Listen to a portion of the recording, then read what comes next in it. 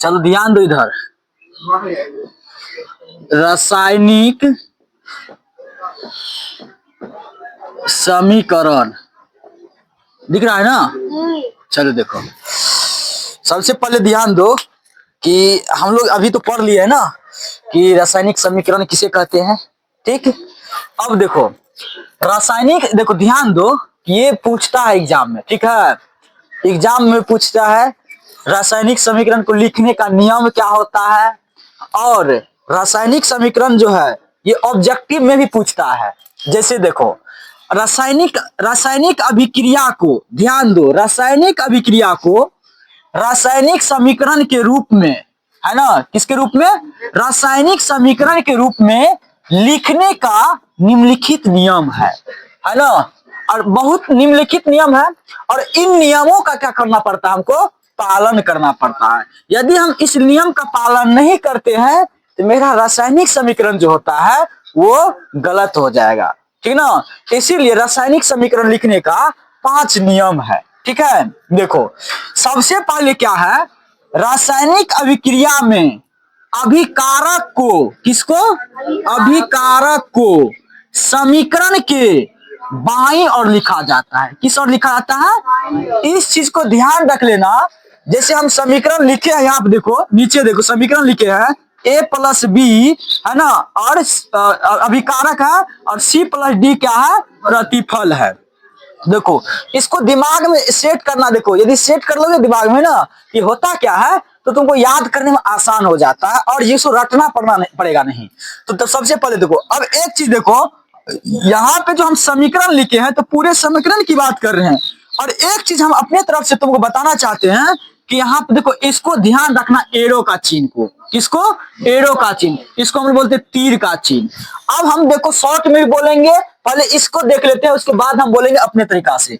अब देखो तो पूछेगा रासायनिक अभिक्रिया में अभिकारक को समीकरण के किस ओर लिखा जाता है, बाईं ओर। किस ओर लिखा जाता है, बाईं ओर। अब देखो रासायनिक अभिक्रिया में अभिकारक को समीकरण के बाईं ओर लिखा जाता है, तो इसका मतलब हुआ कि ये देखो, ये हुआ बायां साइड, क्या हुआ, बाईं, है ना, ये हुआ बाईं और ये हुआ दाई। ठीक है, अब ध्यान दो यहाँ पे, तो सबसे पहले 1 नंबर में याद रखना है कि रासायनिक अभिक्रिया में अभिकारक को समीकरण के बाईं ओर लिखा जाता है। ये याद हो गया तो प्रतिफल अपने आप याद हो जाएगा। प्रतिफल में क्या है, रासायनिक अभिक्रिया में प्रतिफल को समीकरण के दाईं ओर लिखा जाता है। किस ओर लिखा जाता है, दाईं ओर लिखा जाता है। अब देखो यहाँ पे 2 याद हो गया, तो रासायनिक समीकरण अभिकारक के, है ना, रासायनिक समीकरण में अभिक्रिया के अभिकारक को किस ओर लिखा जाता है, बाईं ओर, अभिकारक को बाईं ओर, और प्रतिफल को किस ओर लिखी जाती है, दाईं ओर लिखी जाती है। रासायनिक अभिक्रिया में अभिकारक और, है ना, रासायनिक अभिक्रिया में अभिकारक के सूत्रों के बीच, याद रखना इंपॉर्टेंट चीज है, रासायनिक अभिक्रिया में अभिकारक के सूत्रों के बीच धन चिन्ह, मतलब प्लस का चिन्ह, है ना, दिया जाता है। देखो प्लस का चिन्ह दिए हैं अभिकारक, वही चीज प्रतिफल में भी देखो, हम एक लाइन में भी इसको समेट सकते थे, लेकिन हम जब लिखेंगे तो थोड़ा बढ़ाने के लिए, है ना, इसको अलग करेंगे।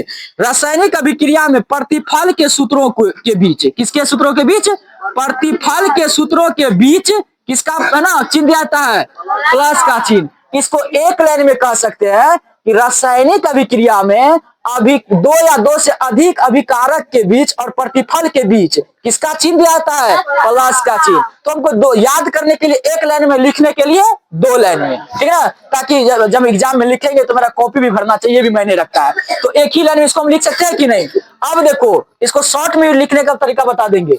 अब 5वां नंबर में क्या है, अभिकारक और प्रतिफल को तीर चिन्ह के द्वारा, है ना, क्या करते हैं, अलग अलग प्रदर्शित करते हैं। मतलब ये हुआ कि रासायनिक अभिक्रिया में अभिकारक को और प्रतिफल को इस तीर के चिन्ह के द्वारा अलग अलग करते हैं। क्या करते हैं, अलग अलग करते हैं। अब ये रहा तुम लोग का रासायनिक समीकरण को लिखने का नियम।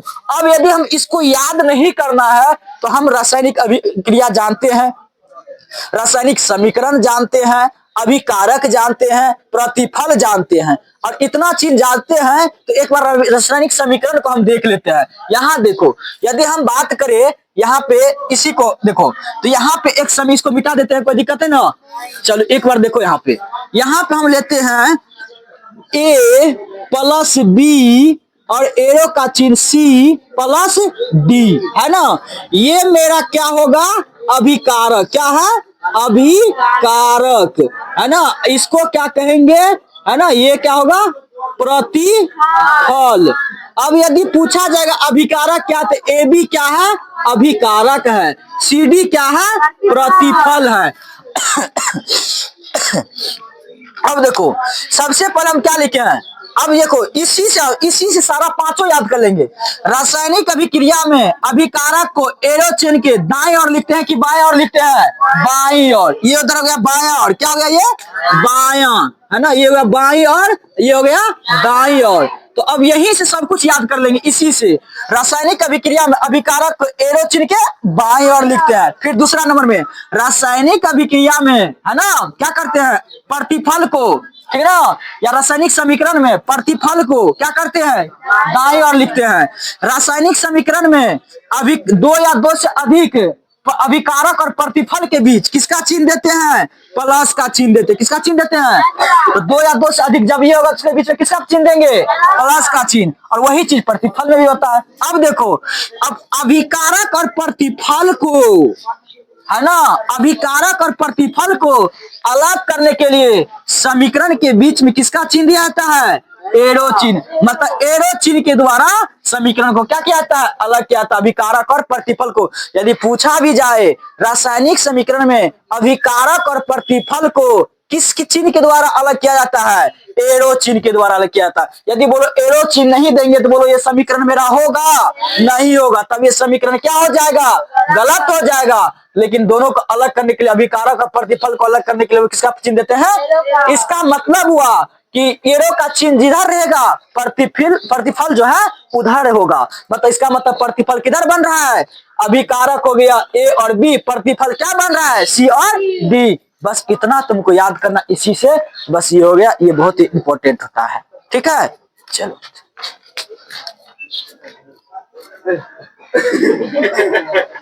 हेलो